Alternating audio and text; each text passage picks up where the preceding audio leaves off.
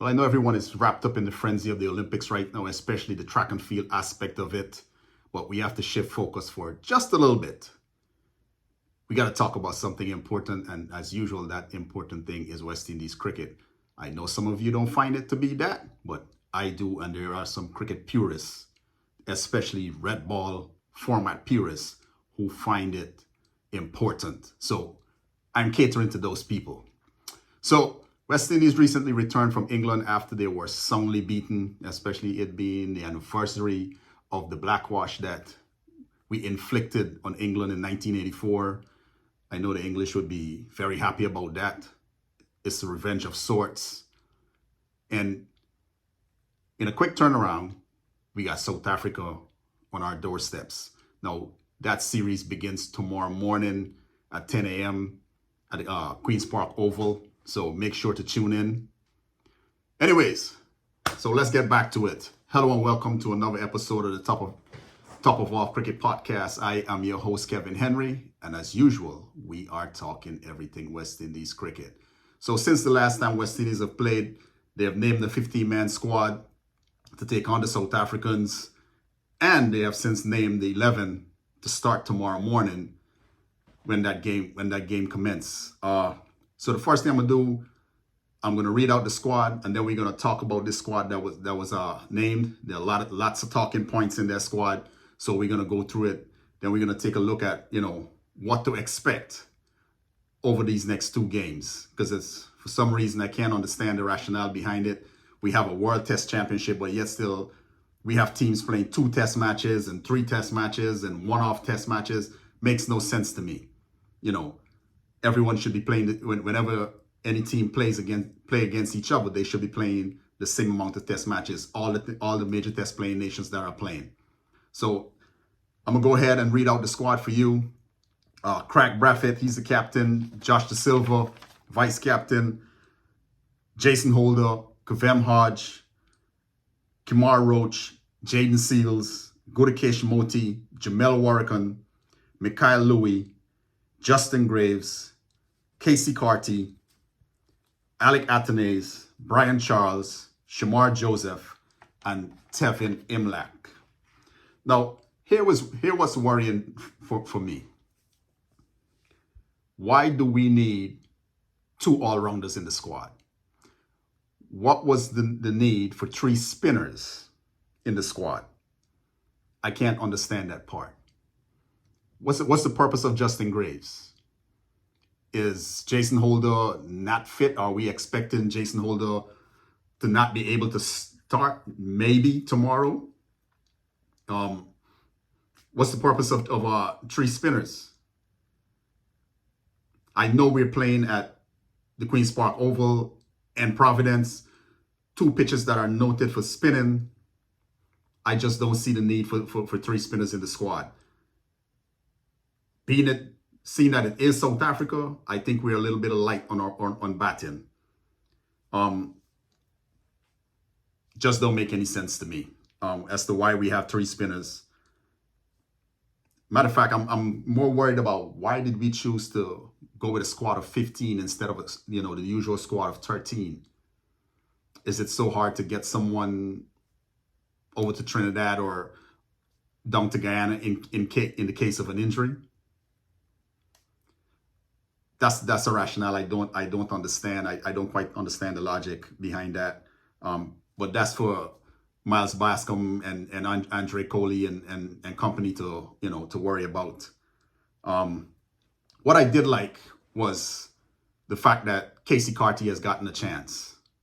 I would have liked to see another experienced batsman in maybe Shea Hope, Brandon King, but I'm not going to argue with Casey Carty. I think he deserves a chance. He couldn't have done any worse than Kirk McKenzie, or he can't do any worse than Kirk McKenzie. And I've been saying it for a while now, since the West Indies first class season started. I don't think Kirk McKenzie is test match material. He has went to England and he's proved so. It is proven so. So nothing against the young man. He's 22 years old. He has time on his side. Go back, fix your game. And I think the West Indies selectors that selected that young man, especially given the fact that now he's played 6 test matches. So now he's discarded. What's next for Kirk McKenzie? You know, how do we get him back in the test match squad? How do we get him back there? Is he left up to his own devices to figure it out?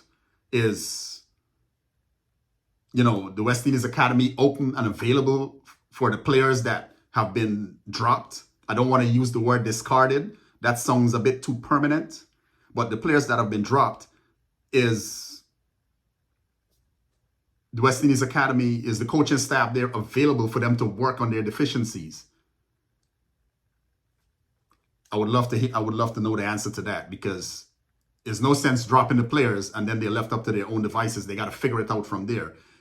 If they're part of the player pool, if they've been centrally contracted, they should be able to go down to Antigua and have someone to work with, instead of staying in Jamaica and in the case of Techarank Chanderpaul, staying down in Guyana and trying to figure it out down there.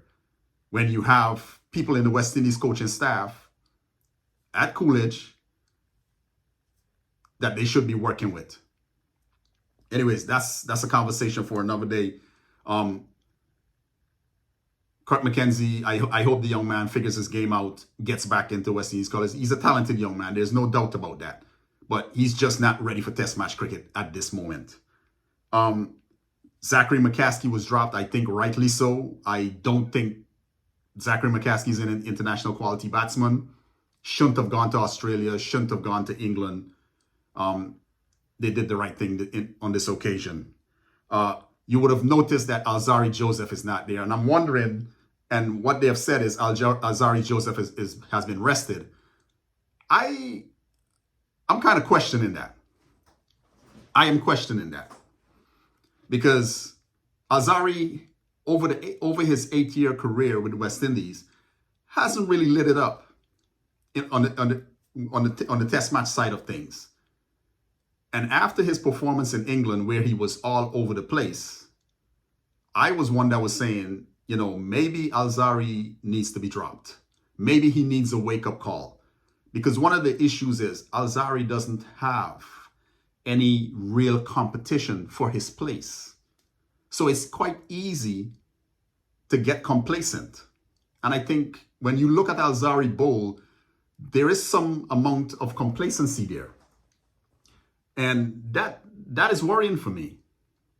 Because if we're going to look at Alzarri as the leader of our bowling attack, especially in the absence of Kemar Roach, I don't really look at Kemar Roach as the leader of the pack anymore, especially with him being on this side, on the latter side of his career.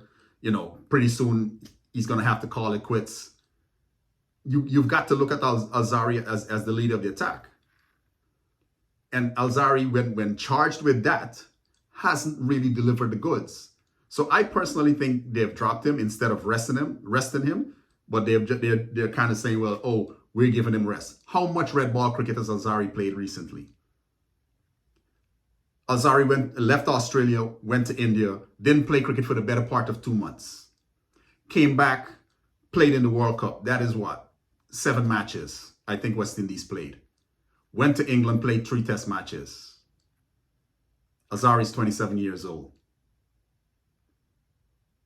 What are we really managing? How much of a workload? He didn't. There was no situation where he had played 5 test matches in Australia, then went to the IPL, played every match for RCB, came back from the World Cup. West Indies were in a 5-match test series or a 3-match test series and played every match. That wasn't the case. So now if you want to say he's traveled a lot, I would agree with that. But playing a lot, I don't see that. Because even in England, he didn't bowl that many overs. So what are we really resting? It's okay to say Alzarri was dropped. That is okay. He hasn't been bowling well. 103 wickets or whatever from 35 test matches. That's not the kind of returns you're looking for somebody with the potential and talent that Alzarri Joseph has. So he has underperformed in the 7 or 8 years that he's been playing with West Indies. And it's okay to say that Alzarri was dropped. That is pretty okay. Now, Kevin Sinclair is not there for obvious reasons. Got his left arm broken by Mark Wood. Hope the young man recovers well. You know, because I think Kevin Sinclair has a very big role to play with West Indies, with the test match team, especially going forward. You know, he's one that's quite talented. Didn't have a good time of it in England, but how many of our batsmen did? So looking forward to seeing Kevin Sinclair back. You know, there's engagements against Bangladesh and I think Sri Lanka later on in the year. So West Indies have also named their 11 for the game tomorrow. That 11 is Craig Brathwaite, Josh Da Silva. I'm gonna read the 11 now. Sorry, Craig Brathwaite, Josh Da Silva, Jason Holder, Kavem Hodge, Kemar Roach, Jaden Seals, Gudakesh Moti, Jamel Warrican, Mikhail Louis, Casey Carty, Alec Athanaze. Shamar Joseph didn't find a spot in this, and I'm guessing because they're looking at the pitch, they've gone with a bit more experience in the bowling lineup in terms of Kemar Roach. So I would have been tempted to go with Joseph because I personally don't see Jamel Warrican as a match winner. I just don't see him as a match winner.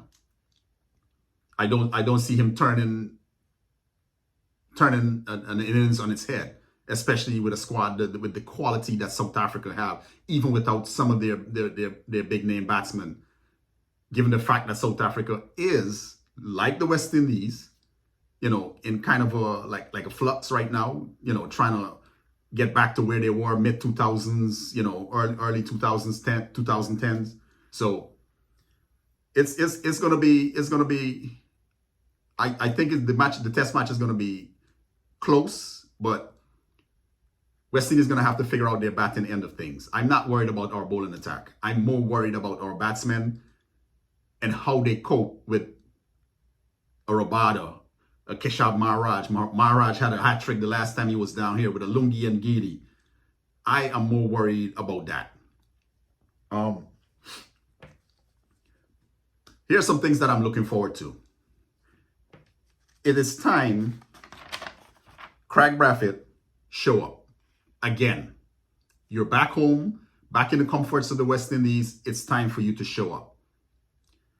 Didn't have a good time of it against Australia. Didn't have a good time of it against England. Coming on to the back of the series, you know, he had some good scores. But now it's time to build on that, on those two forties and a half century. It's time to build on those, right? As the captain, as the lead, the most experienced player in the squad, it's time for him to step up. You could see that he was finding some form in England. So it's time to turn those 40s and 50s into hundreds. If not big 80s, 90s, but turn them into hundreds. Bat long. That's what you have been, that's what you do best. Bat long. Mikhail Louis, half decent, you know, first tour of England. Looked good until he gave his wicket away. As a matter of fact, that's what he did in the whole series. He looked good. Excuse me, until he gave his wicket away. So he has something that he can build on. You know, there was a foundation laid in England. The conditions will be more to his liking in the West Indies. So here's hoping that Mikhail Louis builds on that performance. Looking forward to Kavem Hodge doing what he's done since his debut against Australia. I think the young man has proven a lot of his doubters, myself included, wrong. So looking forward to seeing some more good things from him. Alec Athanaze. Alec Athanaze needs a run of good scores. I think Alec Athanaze is currently on borrowed time. 7 test matches, 1 half century, someone of his talent, someone with his type, his kind of potential. You've got to want more from him. And I'm sure that he wants more from himself, but he's got to go out there and do it. So it's time. He's due. At a minimum, 2 half centuries. He had an 80 against England. He needs a couple more of those scores in this test series, in this 2-match test series. Josh Da Silva, Jason Holder, they are part of the spine of this West Indies team. And they've been quite inconsistent. I've been saying for the longest while, Josh Da Silva doesn't have any direct competition. Same thing with Jason Holder. There's no one knocking and banging on the door telling Jason Holder, hey, I am here in case you fail. And when I say that, it makes you wonder about the depth of the West Indies cricket team. Who can we turn to if Jason Holder is out of form? Who can we turn to if Craig Brathwaite is out of form? Who can we turn to if Kemar Roach is out of form? Who can we turn to? Who can we turn to right now if Gudakesh Moti goes down? Who can we turn to if Kavem Hodge goes down? And we don't have to worry about a drop-off in performance. Who can we turn to? Especially in the absence of the likes of Shea Hope and Roston Chase. Who can we turn to? So, a lot of times when you see West Indies pick a squad, whether it's one day, T20, test match, it's the best available. That is what you're seeing. And there is no rest. This is the best available. And I can imagine the headaches that the selectors usually have when they have to pick a West Indies team. Because they're not spoiled for choices. When I look at this team, I don't see a squad where the Andre Coley and if Craig Brathwaite was involved in that selection process and Miles Bascombe, I don't see a squad where they were spoiled for choices. I see a squad where they had to go, you know what? We're going to have to take a chance here. That is what I see. Because when you look at the inclusion of Justin Greaves and Brian Charles and Jamel Warrican, even Casey Carty, it doesn't scream, oh, we're looking good. Right? You don't look at the squad with confidence. You look at it with more, I hope they cope. That's how you look at that squad. So West Indies have got their work cut out in this 2-match series because here's the reason why. 32 test matches against South Africa since South Africa's readmission into the world cricket. West Indies have only won 3 of those matches. They've drawn 7 and they've lost 22. One of those, and 5 of those losses came in the 1998-99 series when we were handsomely whitewashed by a South Africa squad that I don't think had any business beating West Indies. But with all the turmoil that was surrounding the West Indies team at that time, you couldn't have expected any more. So South Africa used that as an opportunity, a team that was in disarray, and handed us our rare parts. So it's going to be an interesting series because South Africa is quite a young team. Tristan Stubbs, Tony DeZerzi, David Bedingham, pretty young batting lineup. But what we have seen is David Bedingham can turn a match within a session. They have a couple of batsmen that can turn a match within a session. And West Indies is going to have their work cut out with that young man especially. He's been over in England playing in the County Championship Series. 5 centuries so far in 14 innings. 4 centuries on the trot. So he's coming in form. Added to the fact that he made 84 in the warm-up game. So he is in a rich vein of form. And he's been in a rich vein of form for a long time. This is a young man that has been touted by the South Africans as the new leader of their batting lineup because of how talented he is and how quickly he can turn a match. You know, you add Temba Bavuma, Ada Markram to that. And West Indies is going to have their work cut out because the South Africans are a gritty team. They do not roll over easily.